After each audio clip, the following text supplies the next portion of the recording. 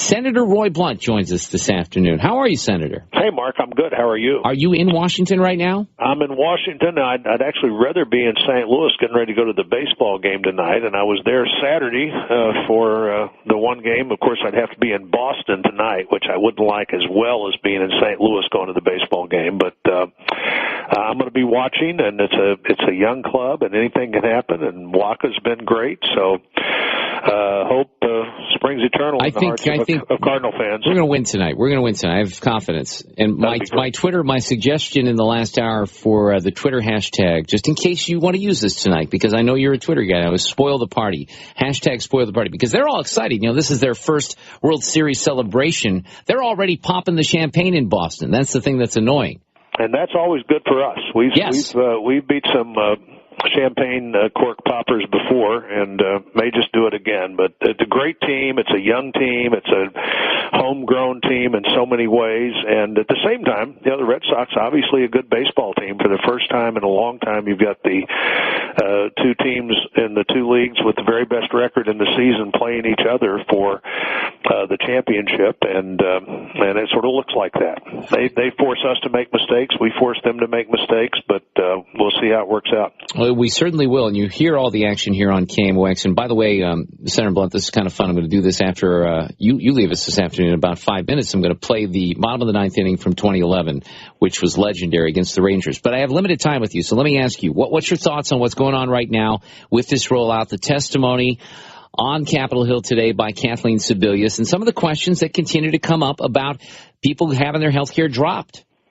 Well, that's exactly right, and we need to remember here that creating the website is the easiest thing the federal government's going to be asked to do. The administration's going to be asked to do. I said at a press conference in Washington yesterday that my prediction is that there'll be a time when the Obama administration looks back at the website problem as the good old days. I think you're right. Back when that was all we were trying to explain why the website wouldn't work. We shouldn't let the website either become a proxy for whether the healthcare plan works or not. The website will eventually work. It's amazing it's not worked already. It will eventually work, but the more information people have, the more they're going to understand what I've been saying, and I think you've been saying for a long time, which is just this is based on principles that won't work. Too many young, healthy people have to buy insurance for this to work at higher rates than young, healthy people have ever looked at before for insurance.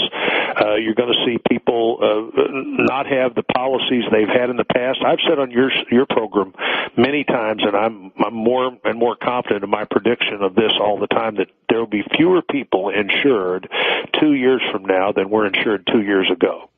That this is the law of unintended consequences is going to be the law that prevails here. And frankly, the sooner the country's able to figure that out and see the real facts, the better off we'll be. The president clearly over and over again said, if you like your health care system, you can keep it. If you like your doctor, you can keep your doctor.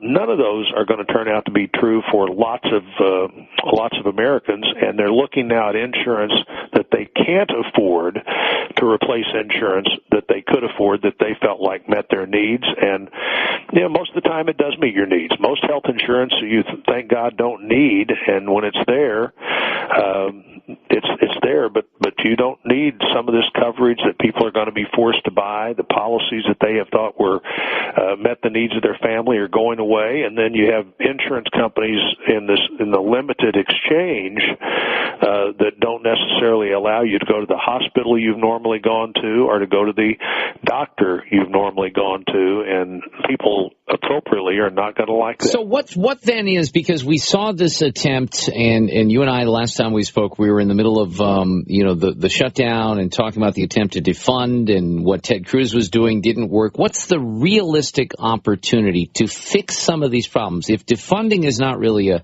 viable option, if overturning the law won't happen unless you certainly have the White House and probably all of Congress, the Senate and the House. So what's a realistic approach heading into next year that you and the Senate and Congress can do to maybe address these issues? Well, I would hope the most achievable approach is to, first of all, eliminate the requirement for individuals to have insurance, since the Obama administration's already eliminated the requirement for businesses to offer it, to have to offer insurance. There's no penalty for corporations or businesses that are covered not to offer insurance, but they say the individual that doesn't have insurance should pay a penalty, and then they don't have a sign-up structure that would even allow that to happen. If the sign-up structure was perfect, I don't think you should penalize individuals when you're letting employers not have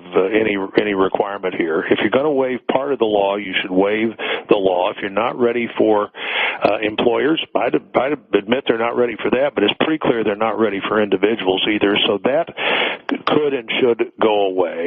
What the president should do is step back and say, let's have a permanent delay and look at the system again and see if we can't come up with something that would improve but he's not going to do that. Healthcare system in the world. But he's not going to do that, yeah. And he wasn't going to do that when the choice was shutting down the government. Right. It would have been like if in 1987 Tip O'Neill, with a Republican House, would have said to Ronald Reagan, unless you'll sign a bill that repeals the 1986 tax cuts, we're going to shut the government down. And Ronald Reagan wouldn't have done that.